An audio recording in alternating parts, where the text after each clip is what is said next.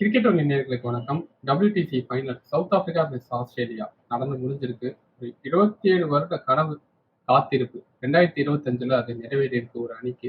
So இதை பத்தி நம்மள்ட்ட டீட்டெயிலா பேசுறதுக்காக நம்ம கூட இருக்கு கிரிக்கெட் அனலிஸ்ட் விக்னேஷ் இருக்காரு. அவர் கூட பேசலாம். சார் வணக்கம் சார். வணக்கம். நம்ம ஆல்ரெடி WTC ஸ்டார்ட் ஆகிறதுக்கு முன்னாடி இந்த பிளேயிங் 11 அறிவிச்சப்போ நம்ம பேசியிருந்தோம். நீங்க அப்ப சொல்லியிருந்த ஒரு வார்த்தை என்னன்னா, ஃபுல் அண்ட் ஃபுல் ஃபேவர் ஆஸ்திரேலியாவுக்கு தான் இருக்கு. ஆல்மோஸ்ட் ஆஸ்திரேலியா தான் அப்படின்னு சொல்லியிருந்தீங்க. பட் அது எல்லாத்தையும் தவிடுபடியாக்கி இன்னைக்கு 2025ல ஒரு சாம்பியனா எந்த அணியை சோக்கர்னு நினைச்சாங்களோ அந்த அணி வந்திருக்காங்க. ஸோ இதற்கு உங்க பதில்? நான் ஏன் ஆஸ்திரேலியா மேல அந்த அளவுக்கு நான் கான்ஃபிடன்ஸ் சொன்னேன்னா, அவங்களோட எக்ஸ்பீரியன்ஸ் போலிங் லைனப், அதே போலிங் லைனப்பால அவங்களால அந்த 10 விக்கெட்ஸ் எடுக்க முடியல. சரிங்களா? இன்ஸ்பைட் ஆஃப் அதுவும் இன்னொரு ஒரு விஷயம் நீங்க பாத்தீங்கன்னாக்க, ஃபர்ஸ்ட் இன்னிங்ஸ்ல அவங்கள 130 ஆட்ல ஆல் அவுட் பண்ணியிருக்காங்க. அதுல ஒரு 70 to 80 ரன்ஸ் லீடுல வந்துட்டு அதுக்கப்புறம் 7 விக்கெட் மடன்னு விட்டு அப்புறம் உங்க மிச்சல் ஸ்டார்க் மாதிரி ஒருத்தர் ஆடி கொடுத்து 280 ரன்ஸ் 290 ரன்ஸ் அடிக்கிறதுக்காக ஒரு இலக்கையை கொடுத்திருந்தாங்க. இதுல 2 காரணம் இருக்கு. நான் இன்னும் ஒரு ஆஸ்பெக்ட்ல நான் ஆஸ்திரேலியா பத்தி அவ்வளவு சொன்னேன் அப்படின்னு சொல்லி பாத்தீங்கன்னா, அவங்களோட போலிங் லைனப். இன்னொரு ஒரு விஷயம் நம்ம பார்க்கணும். நான் இன்னொரு ஒரு விஷயமும் சொன்னேன். இதை வின் பண்ணோம்னாக்க Bavuma and go they have to play out of their skins அப்படின்னு சொன்னேன். அந்த மாதிரிதான் ஒரு விளையாட்டை அவங்க விளையாடினாங்க. ஸோ எங்க அவங்க விளையாடினாங்களோ அங்க நம்ம அப்ரிஷியேட் பண்ணி நம்ம அவங்களுக்காக பேசக்கூடிய ஒரு விஷயமா தான் இப்ப இருக்கு. ஏன்னா அந்த பார்ட்னர்ஷிப் நினைச்சு பாருங்க. ஈவன் இவர் அவுட் ஆன பவுமா அவுட் ஆன அப்புறமும் எல்லாருமே பேசிக்க ஒரு விமர்சனம் என்னன்னு சொல்லி பாத்தீங்கன்னாக்க, ஒரு சவுத் ஆப்பிரிக்கா நம்ப முடியாதுப்பா, ஒரு விக்கெட் விழுந்ததுன்னா மடன்னு விக்கெட் விழுந்துரும்பா. ஓகே, அதனால நமக்கு அவங்க வின் பண்ணுவாங்களா இல்லையா? 5 விக்கெட் வேற விழுந்துருச்சு, இன்னும் 1-2 விக்கெட் விழுந்தது அப்படின்னாக்க இன்னும் ரொம்ப பரபரப்பா போயிருப்போம் அப்படின்னு. அதோட மேட்ச் வின்னிங் இன்னிங்ஸ் யாரு அப்படின்னு நான் சொல்லுவேன்னா, பவுமா அண்ட் மார்க்ரம் பார்ட்னர்ஷிப் இருந்தாலும் மார்க்ரமோட டாப் ஆஃப் தி இன்னிங்ஸ்ல ஆடின ஒரு ஃப்ளாலஸ் இன்னிங்ஸ் அப்படின்னு தான் நான் சொல்லுவேன். சூப்பரா பொறுமையா அதை விளையாடி கொடுத்தாரு. பொறுமையா நான் விளையாடுறதுன்னு சொல்றது என்னதுன்னாக்க, he knows what ball to also go and play. கொஞ்சம் ஸ்டார்டிங்ல, ஏன்னா ஃபர்ஸ்ட் இன்னிங்ஸ்ல அவங்க மிஸ்டேக் பண்ணது என்னதுன்னு சொல்லி பாத்தீங்கன்னா, ஈஸ்வர் ரொம்ப அமுக்கி ஆடினாங்க. பவுமாவே 20-30 பால் எடுத்தாரு முதல் ரன் அடிக்கிறதுக்கு. முதல் ரன் அடிக்கும் போது கை தட்டினாங்க க்ரௌடு. அந்த மாதிரி ஒரு விஷயம் இருந்தது. ஆனா செகண்ட் இன்னிங்ஸ்ல வரும்போது தெரியும், இந்த மாதிரி 280 290 போகணும்னா கொஞ்சம் ரன் இருந்தாதான் பண்ண முடியும். ரொம்ப நின்று ஆடக்கூடாது, எங்கெல்லாம் வாய்ப்பு கிடைக்குதோ அங்கெல்லாம் கொஞ்சம் அடிக்கணும்னு நினைச்சாங்க. அந்த பார்ட்னர்ஷிப் சேஞ்ச் எவ்ரிதிங். அடுத்த வெஸ்ட் இண்டீஸா சவுத் ஆப்பிரிக்கா மாறிட்டு இருக்காங்கன்னு ஒரு கருத்தும் வச்சீங்க. பட் அதை எல்லாத்தையும் தவிடுபடி ஆக்கிட்டாங்களா? நான் ஏன் அடுத்த வெஸ்ட் இண்டீஸ் சொல்றது காரணம் என்னன்னா, ஒரு ஸ்ட்ராங் அமௌண்ட் ஆஃப் பிளேயர்ஸ் அங்க அவங்க கிட்ட இல்லாத ஒரு விஷயத்தினாலதான். சவுத் ஆப்பிரிக்கா பொறுத்த வரைக்கும் எனக்கு சவுத் ஆப்பிரிக்காவும் வெஸ்ட் இண்டீஸ்க்கு எனக்கு பிடிச்ச ஒரு விஷயம் என்ன தெரியுமா? டேலண்ட் அவங்க கிட்ட அவ்வளவு இருக்கு. அந்த டேலண்ட்டுக்கு ஏத்த மாதிரி அவங்க பெர்ஃபார்மன்ஸ் பண்றது தான். அதுவும் இந்த பிக் ஐசிசி டோர்னமெண்ட்ஸ்ல அவங்களால பண்ண முடியாது. நான் இந்த 92 வேர்ல்ட் கப் 90s எடுத்துட்டு பாருங்க. சரிங்களா? 92ல ரொம்ப ஒரு சோகமான ஒரு நிகழ்ச்சி என்ன ஆச்சுன்னா, அந்த ரெயின் கர்டெயில் மேட்ச் அப்புறம் தான் உங்களுக்கு டக்வர்ட் லூயிஸ் சிஸ்டம்னு கொண்டு வந்தாங்க. 96ல எல்லா மேட்சும் வின் பண்ணுவாங்க குரூப் ஸ்டேஜ்ல. அதுக்கப்புறம் வெஸ்ட் இண்டீஸ் கிட்ட போய் பிரைன் லாரா அடிச்சு வின் பண்ணி கொடுப்பாரு. வெஸ்ட் இண்டீஸ் லாஸ்ட் பொசிஷன்ல இருக்கும் versus the first position in group B. ஆனா சவுத் ஆப்பிரிக்கா தோத்து போவாங்க அந்த மேட்ச். ஸோ எதுக்கு நான் இதை சொல்றேன்னா, ஐசிசி டோர்னமெண்ட்ஸ் பொறுத்த வரைக்கும் அந்த சோக்கர்ஸோட டேக் அங்க இருந்துட்டு இருக்கு. ஓகே, அப்போ பெஸ்ட் ஸ்குவாட் இருந்தது. நான் என்ன சொல்ல வரேன்னா, அப்பெல்லாம் இருந்த ஒரு ஸ்குவாடு, இந்த ஸ்குவாடை வச்சு வின் பண்ண முடியாது. இப்போ விமர்சனமே எப்படி தெரியுமா இருக்கும்? 2 பேரும் பேசினாங்கன்னா, இந்த ஸ்குவாடை வச்சு வின் பண்ண முடியாதுன்னா சவுத் ஆப்பிரிக்கா இன்னைக்குடா வின் பண்ணுவாங்க அப்படின்னு சொல்லிதான் ஒரு கொஸ்டின் மார்க் வந்துட்டு இருந்தது. அது எல்லாத்தையும் முறியடிச்சு இப்போ நீங்க பாத்தீங்கன்னாக்க, ஓகே, ஒரு ப்ராமிசிங் டீமை தான் எடுத்துட்டு போயிருக்காங்க. இன்னும் ஒரு ஃபுல் ஃபிளெஜ் பேட்டிங் லைன் அப்ப வச்சு விளையாடல. இப்பவும் பாருங்க, ஒரு பிரில்லியன்ஸ் தான் உங்களுக்கு காப்பாத்தி கொடுத்தது. அது ஒரு மார்க்கரமும் ஒரு பவுமா மாதிரி ஒரு கேப்டன் நின்று ஆடணும். அவருக்கு காயம் இது இருந்தது, இன்ஜுரி இருந்தது.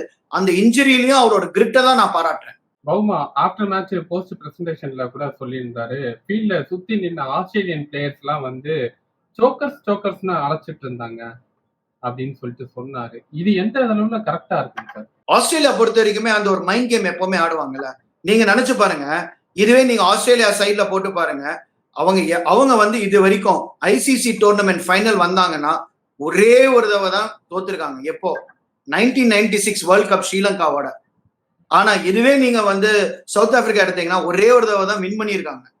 எப்போ அப்படின்னு சொல்லி பாத்தீங்கன்னா 1998ல இருந்த அந்த ஐசிசி நாக் அவுட் டோர்னமெண்ட்ல, ஆமா, அது வந்து அதுல வந்து வின் பண்ணாங்க. அவ்வளவுதான். சோ இது ரெண்டுத்துக்கும் இருக்கும்போது அப்போ ஆஸ்திரேலியா என்ன பண்ணுவாங்க உங்களுக்கு தெரியும், எங்க போனாலும் அந்த ஸ்லெட்ஜிங்கிறது ஆஸ்திரேலியா கிட்ட இருக்கும். சரிங்களா? அப்படி இருக்கும்போது ஒரு பவுமா மாதிரி, எனக்கு பவுமா வந்து ரொம்ப பிடிச்ச ஒரு விஷயம் என்ன அப்படின்னு சொல்லி பார்த்தா, ஒரு கிரிட்டி கிரிக்கெட்டர். சரிங்களா? ஹைட் கம்மி. ஓகே, ஷார்ட் பால் ஆடுவாரு, இது ஆடுவாரு, நின்னு பாருங்க அவர் காலை தூக்கிட்டு ஓடவே முடியல. ஆனா அந்த விஷயத்திலேயே கூடயும் நான் நின்னு வின் பண்றேன்டா அப்படின்னு. அண்ட் ரெக்கார்ட்ஸ் இப்ப நீங்க போய் பார்க்கும்போது 10 மேட்ச்ல 9 மேட்ச் வின் பண்ணி கொடுத்திருக்காரு, ஒரு மேட்ச் டிரா. சோ அந்த ஸ்டார்ட்டும் எடுத்து பார்க்கும்போது இருந்தது. நான் ஏன் வந்து நான் ஆஸ்திரேலியாவை சொன்னேன்னா, பிக் மேட்ச் பொறுத்த வரைக்கும் ஆஸ்திரேலியா தான் நம்பர் 1. அது நம்ம எல்லாருமே ஒத்துக்கணும். பேட் கமின்ஸ் என்ன சொன்னாரு 2023ல, நத்திங் பிக் தன் சைலன்சிங் 1 lakh crowd இன் அகமதாபாத் அப்படின்னாரு. அதை செஞ்சும் காட்டினாரு. இப்ப செய்ய முடியாத இடத்த ஸ்லெட்ஜிங் பண்ணிருக்காங்க. அது ஸ்லெட்ஜிங்கிறது புதுசு கிடையாது. சரிங்களா? ஸ்லெட்ஜிங்கிறது எப்ப பார்த்தாலும் வந்து ஸ்லெட்ஜிங் இருந்திருக்கு. நீங்க ஆஸ்திரேலியா போனாலும் சரி, அவங்க அப்படிதான் வந்து மைண்ட வந்து இது பண்ணுவாங்க. அது ஆஸ்திரேலியன் கல்ச்சர். சரிங்களா? இப்ப பவுமா மட்டும் புதுசு கிடையாது அந்த ஸ்லெட்ஜிங்ல வந்து மாற்றத்துக்கு. அதுக்கு மேல விளையாடி வந்து விளையாடி கொடுத்திருக்காரு அப்படின்னு சொல்லி பாத்தீங்கன்னா, the bat has done the talking அப்படின்னு சொல்லலாம். சவுத் ஆப்பிரிக்கால இந்த கோட்டா சிஸ்டம் இருக்கிறதுனால தான் பெஸ்ட் 11 அவங்களால எடுத்துட்டு போக முடியல அப்படின்னு சொல்லியிருந்தீங்க. அதற்கும் வந்து பவுமா வந்து பதில் சொல்லியிருக்காரு. எங்க நாட்டுல வந்து அந்த பிரிவினைவாதம் அப்படிங்கிறது இருக்கு. பட் அதுல இருந்து கஷ்டப்பட்டு மீண்டு வந்துதான் இந்த மாதிரி ஒரு டிராஃபியை நாங்க வின் பண்ணியிருக்கோம். இது எங்க எல்லாருக்குமான ஒட்டுமொத்தமான நாட்டுக்குமே கிடைத்த ஒரு வெற்றி அப்படிங்கிறத பதிவு பண்ணியிருக்காரு. இன்னும் அந்த கோட்டா சிஸ்டம்னால நான் ஒரு விஷயம் நான் சொல்றேன், அவங்களுக்கு அதுல ஒரு பின்னடைவும் இருக்கு. ஆனா அதுல இருந்தும் ஒரு நிறைய பிளேயர்ஸ் வெளியில வந்திருக்காங்க, நான் இல்லைன்னு நான் சொல்லல. ஆனா கோட்டா சிஸ்டம் இருக்கிறதுனால உங்களுக்கு இன்னும் விளையாடக்கூடிய நிறைய பிளேயர்ஸ் வந்து ஒரு ஆப்பர்ச்சுனிட்டி கிடைக்காம வந்து வாய்ப்புகள் நிறைய பேருக்கு அந்த மாதிரி இருந்திருக்கு. நீங்க நினைச்சு பாருங்க, இப்ப வந்து ஒரு பேட்டிங் எடுத்துக்கோங்க. இப்போ ஒரு பவுமா மட்டும் தானே ஒரு ரெகக்னைஸ் ஒரு பிளாக் பிளேயரா அங்க இருக்காரு. இப்போ கோட்டா சிஸ்டம் யாருக்கு வந்து பயன்படுதா? இப்ப நான் வந்து பிளாக்குக்கும் ஒயிட்டுக்கும் நான் வந்து ஒரு பிரிவை நான் உண்டாக்கல. சரிங்களா? ஆனா நீங்க பாத்தீங்க அப்படின்னா லெகசி பாத்தீங்கன்னாக்க அந்த ஒயிட் மூலமா தான் வந்து நிறைய மேட்சஸ் வந்து விளையாடி அவங்களுக்கு தான் அந்த எக்ஸ்பீரியன்ஸ், அவங்க பாட்டை முப்பாட்டை அந்த மாதிரிலாம் விளையாடி இருக்காங்க. அதுல இருந்து பவுமா வந்து ஒரு கேப்டனா வந்து வின் பண்ணி கொடுக்கறதுங்கிறது ஒரு ரொம்ப பெரிய விஷயம். சரிங்களா? சோ கோட்டா சிஸ்டம் இருக்கிறது வந்து நல்லதா கெட்டதாங்கிறது நான் அப்புறம் பேசலாம் அப்படின்னு சொன்னேன். ஆனா ஒரு கேப்டனா வந்து அவர் விளையாடி கொடுத்த ஒரு விஷயமும் அவரோட மைண்ட் அந்த இடத்துல இருந்ததும் நான் ரொம்ப பாராட்டுறேன். இப்போ ஆஸ்திரேலியா எந்த இடத்துல தவறு செஞ்சாங்கன்னு நீங்க நினைச்சீங்க? அந்த பவுமா கேட்ச வந்து ஸ்டீவ் ஸ்மித் வந்து செகண்ட் இன்னிங்ஸ்ல டிராப் பண்ணுவாரு. ஈஸியஸ்ட் கேட்ச் தான், பட் ஃபிங்கர்ல இன்ஜுரி ஆகி உள்ளேயும் போயிடுவாரு. அந்த ஒரு கேட்ச் தான் இந்த மேட்சோட டேர்னிங் பாயிண்ட் அமைஞ்சதா? அது ஒரு கேட்ச் மட்டும் நான் சொல்ல மாட்டேன். ஆனா அந்த கேட்ச் இஸ் ரொம்ப இம்பார்ட்டன்ட். சரிங்களா? இல்ல நம்ம பிரிச்சு எடுப்போம். சரிங்களா? மேட்சே நம்ம வந்து ஃபர்ஸ்ட் இன்னிங்ஸ் செகண்ட் இன்னிங்ஸ் பிரிச்சு இது பண்ணுவோம். கண்டிஷன்ஸ், பிச் கண்டிஷன்ஸும் ரொம்ப முக்கியமான விஷயம். சரிங்களா? இப்போ ஒரே ஒரு விஷயம் எனக்கு எங்க தெரியுமா வந்து சவுத் ஆப்பிரிக்காக்கு நல்ல சான்ஸ் இருக்குன்னு நான் நினைச்சேன். உங்களால வந்து டாப் 7 பேட்ஸ்மேன்ஸால ரன் அடிக்க முடியல ஆஸ்திரேலியாவால செகண்ட் இன்னிங்ஸ்ல. ஆனா மிச்சல் ஸ்டார்க் வந்து ஒரு 50 அடிக்கிறாரு, கீழே வந்து ஒரு 50 அடிக்கிறாரு. ஒரு மிச்சல் ஸ்டார்க்காலே அவ்வளவு வந்து விளையாட முடியும் அப்படின்னா பிச்சு கொஞ்சம் ஈஸ் அவுட் ஆயிருச்சு. அது நம்ம அக்செப்ட் பண்ணணும். சரிங்களா? அந்த ஈஸ் அவுட் ஆகும்போது இந்த 280 290 was not a very very tough target தான் நான் நினைச்சேன். பட் லாஸ்ட்ல பாத்தீங்கன்னா இது வரைக்கும் 280 பிளஸ் ரன் சேஸ் செஞ்சதுன்னா 2004ல தான் நடந்திருக்காது. அதான் நான் சொல்றேன் பிச் அதான் நம்ம வந்து ரெண்டா பிரிச்சு எடுப்போம். First innings second innings. First innings பாத்தீங்கன்னா பிச் ஃப்ரெஷ்ஷா இருக்கு. ஓகே, இப்போ நீங்க இந்த மாதிரி கண்டிஷன்ஸ், இங்கிலீஷ் கண்டிஷன்ஸ், பாக்கி எல்லா கண்டிஷன்ஸும் பாத்தீங்கன்னா அதாவது சேனா கண்ட்ரீஸ்ல ஆடும்போது ஃபர்ஸ்ட் 2 days பயங்கரமா பால் மூவ் ஆகும். அதுக்கப்புறம் பிச்சு கொஞ்சம் செட்டில் டவுன் ஆகும். அப்புறம் பாத்தீங்கன்னா இந்த செகண்ட் இன்னிங்ஸ்ல நிறைய ரிகவரி நடந்திருக்கு. இதுதான் வந்து யூஸ்வலா அன்னைக்கு இருந்த பிச்சு, லார்ஜ் மைதானத்துல இருந்த பிச்சு ரொம்ப ரொம்ப ஃபர்ஸ்ட் 2 daysக்கு வந்து it was only a bowling pitch. Okay, அதுக்கேற்ற மாதிரி ஒரு பேட்டிங்கும் இருந்தது. ஏன்னா ஒரு பார்ட்னர்ஷிப் பில்ட் ஆச்சு. நீங்க பாருங்க, நல்ல பார்ட்னர்ஷிப் பில்ட் ஆயிட்டு இருக்கும் போது ஃபர்ஸ்ட் இன்னிங்ஸ்லயே ஸ்டீவன் ஸ்மித்தோட ஒரு ஷாட் ரொம்ப ரேஷான ஷாட், தேவையே இல்லை. ஏடன் மார்க்ரம்க்கு அடிக்க போவாரு கவர்ஸ் மேல, எட்ஜ் கேட்ச். அதே மாதிரி தேவையே இல்லாம இவருக்கு கேஷவ் மகாராஜுக்கு ஒரு ரிவர்ஸ் ஸ்வீப் ஆகி போல்ட் ஆவாரு. யாரு? Alex Carey. ஓகே, ரெண்டுமே செட் பேட்ஸ்மேன். அந்த மாதிரி ஒரு ஷாட் தேவையா உங்களுக்கு? தேவையே இல்லை. ஸோ ஆஸ்திரேலியா இந்த வாட்டி என்ன பண்ணாங்க அப்படின்னா, போலிங்கோட பேட்டிங் பெரிய சொதப்பல். அவங்க வந்து டாப் 3 பிளேயர்ஸ் எடுத்து பாருங்க, அவங்க என்ன வந்து பண்ணியிருக்காங்க அப்படின்னு சொல்லி பாத்தீங்கன்னா, இன்க்ளூடிங் மார்னஸ் லபுஷனே, உங்களுக்கு வந்து இவர் வந்து உள்ள ஆடுறாரு, கேமரூன் கிரீன் வராரு, சரிங்களா? அதுக்கப்புறம் வந்து உங்களுக்கு உஸ்மான் கவாதா, சரிங்களா? சோ இவங்க 3 பேருமே வந்து அந்த இது ஆடல. என்ன பொறுத்த வரைக்கும், ஏன் நான் வந்து உங்ககிட்ட நான் சாம் கான்ஸ்டன்ஸ் பத்தி நான் பேசினேன் லாஸ்ட் டைம். சாம் வந்து அங்க இருந்திருந்தா வேற மாதிரி இருந்திருக்கும்னு. ப்ராப்ளம் என்னன்னா, டக்குன்னு ஒரு 30-40 ரன் அடிச்சானா ஃபியர்லெஸ் கிரிக்கெட் ஆடுறாரு. எனக்கு சாம் ஆட பார்க்கும்போது அவர் அவுட் ஆகலாம், அவுட் ஆகாமே இருக்கலாம், ஆனா எனக்கு ஒரு சேவாக் மாதிரி ஒரு ஃபீலிங் எனக்கு வந்து பார்டர் கவாஸ்கர் டிராஃபிலே அவர் ஆடும்போது, சரிங்களா? இளம் வீரர். அந்த இருக்கிற டீம்ல பாத்தீங்கன்னா எல்லாம் 30 வயசுக்கு மேலதான் இருக்கும்போது ஒரு இளம் வீரர் 19 வயசுல புதுசா வந்து விளையாடுறாருன்னா அது என்கரேஜ் பண்ணக்கூடிய ஒரு விஷயம். அது அவங்க கொண்டு வரல. அந்த கிரியேட்டிவிட்டி இல்லாம போனாங்க. ஸோ பேட்டிங் பெரிய சுதப்பல் நான் சொல்லுவேன். அண்ட் செகண்ட் இன்னிங்ஸ்ல ஏன் ஃபர்ஸ்ட் இன்னிங்ஸ்ல இவ்வளவு சீக்கிரமா விக்கெட் எடுத்தாங்க, 136 ரன்னுக்கு விக்கெட் எடுத்தாங்க, ஏன் செகண்ட் இன்னிங்ஸ் எடுக்க முடியல அப்படின்னாக்க, போலிங் ஓரளவுக்கு. ரெண்டாவது ரொம்ப முக்கியமான ஒரு விஷயம் என்னன்னா, பிச் கண்டிஷன் ஈஸ் அவுட் ஆச்சு. And third, catches win matches நம்ம சொல்லுவோம். ஓகே, எனக்கு புரியவே இல்லைங்க, எதுக்கு ஸ்டீவன் ஸ்மித் ஹெல்மெட்டை போட்டுக்கிட்டு ஸ்லிப்ல நிக்கணும்னு. இன்னொரு ஒரு விஷயம் பாத்தீங்கன்னா, லார்ட்ஸ் மைதானத்துல பால் வந்து உங்களுக்கு ஸ்டீப் பவுன்ஸ் கிடையாது. நிறைய கேச்சஸ் வந்து போய் ஸ்லிப்லயே விழல, அதுக்கு முன்னாடி போய் விழுந்தது. ஸோ அப்ப என்ன பண்ணணும்? அப்புறம் ஆஸ்திரேலியா அந்த டெக்னிக் யூஸ் பண்ணாங்க, ஃப்ரண்ட்ல வர ஆரம்பிச்சாங்க. ஃப்ரண்ட்ல வர ஆரம்பிக்கும் போது ரிஃப்ளெக்ஸ் கம்மியா இருக்கும், ஏன்னா வந்து இன்னும் பால் பிக்கரா வரும். ஸோ அதுக்கு நம்ம வெயிட் பண்ணணும். ஸோ அந்த மாதிரி இருக்கிற டைம்ல கேச்சஸை நீங்க வந்து மிஸ் பண்ணீங்கன்னாக்க you are also losing matches. இன்னொரு ஒரே ஒரு விஷயம் இருக்கு ஈஸ்வர்.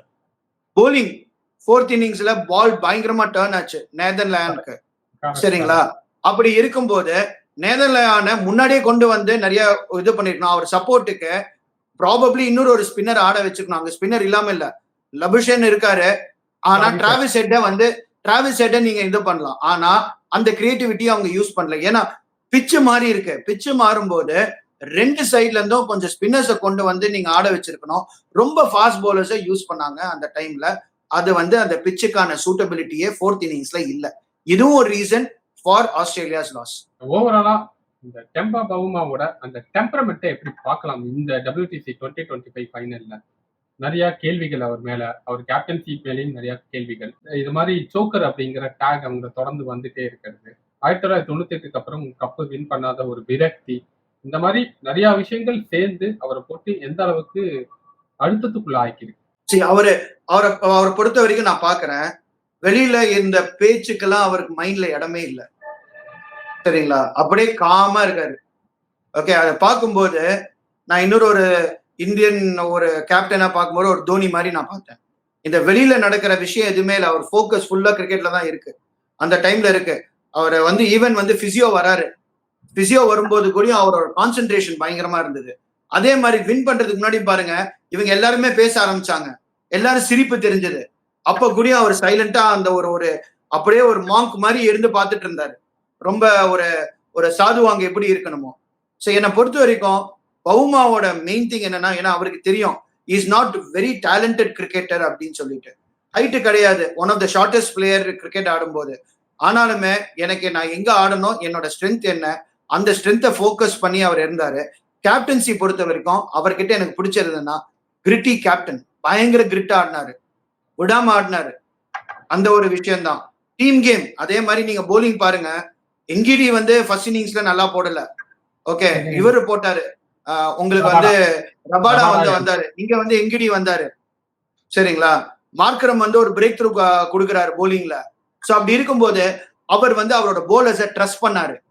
மார்க்கரம் வா, நீ வா, இந்த டைம்ல வந்து ஐ வாண்ட் யூ அப்படின்னு. அந்த கான்பிடன்ஸ் வந்து பேட் கமின்ஸ் அவரோட போலர்ஸ் யாரை பார்த்தாங்கன்னா அந்த 4 போலர் தான் பார்த்தாங்க. அந்த 4 போலர் பெர்ஃபார்ம் அதை 290 கர்டெயில் பண்ண முடியாம தே ரேன் அவுட் ஆஃப் ஐடியாஸ் நான் சொல்லுவாங்க. அதுதான் அவங்களுக்கு அதுக்கு மேல என்ன பண்றதுன்னு சொல்லி தெரியல. கடைசியா கொண்டு வந்தாங்க யாரு, வெப்ஸ்டரை வந்து கடைசியா கொண்டு வந்தாங்க. திடீர்னு எதுக்கு இப்ப போடுறாங்க அப்படின்னு சொல்லி தெரியல.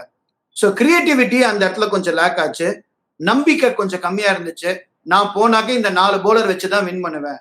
ஆனா அந்த 4 போலர்ல 3 போலருக்கு எடுபடவே இல்லை. ஏன்னா பிச்சு வந்து ஈஸ் அவுட் ஆயிடுச்சு.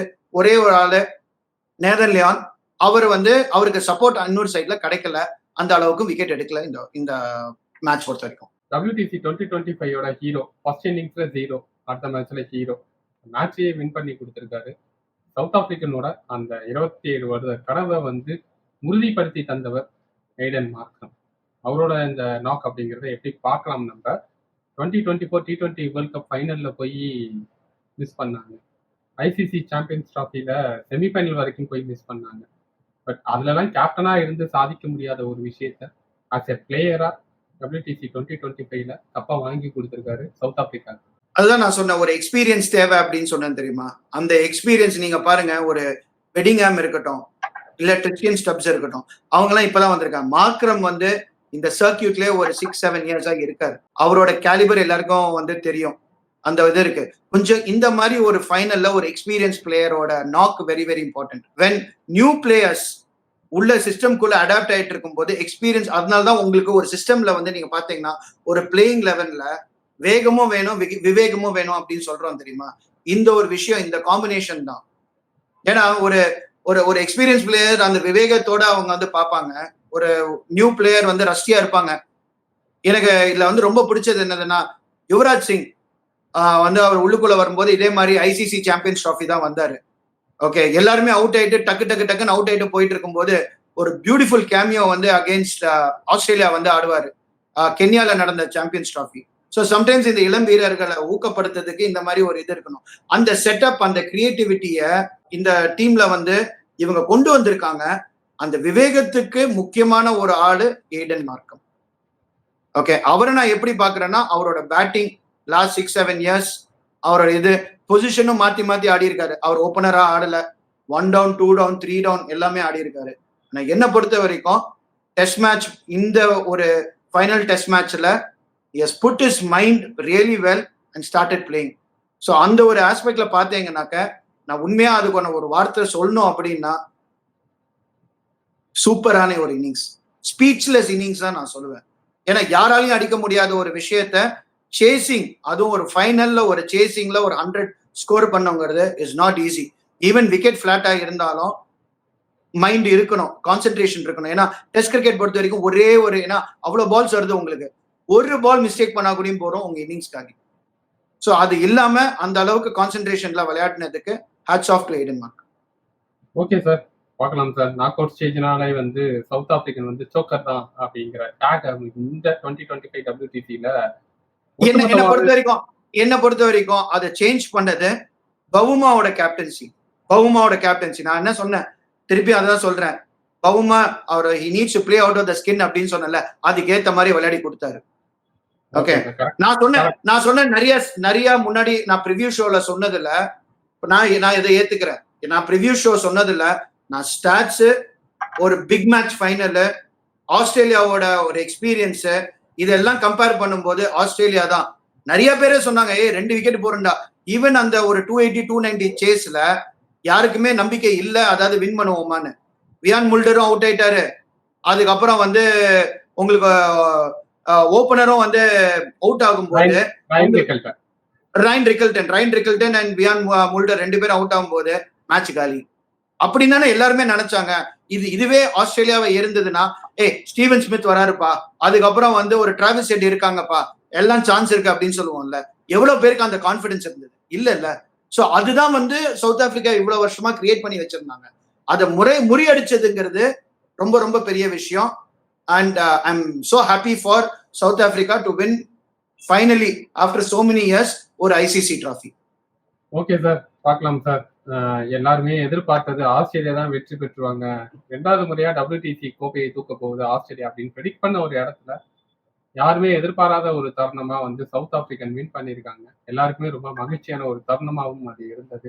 ஒட்டுமொத்த சவுத் ஆப்பிரிக்கன் ரசிகர்களுக்கும் ரொம்ப பெருமையை தேடி தந்திருக்காங்க இந்த சவுத் ஆப்பிரிக்கன் அணி. பார்ப்போம் சார். அடுத்த நிகழ்வுகள் என்ன மாதிரி தான் போகுது அப்படிங்கிறத வெயிட் பண்ணி பார்க்கணும் சார். இதெல்லாம் உங்க கருத்துக்களை பகிர்ந்துக்கிறதுக்கு ரொம்ப நன்றி. நன்றி.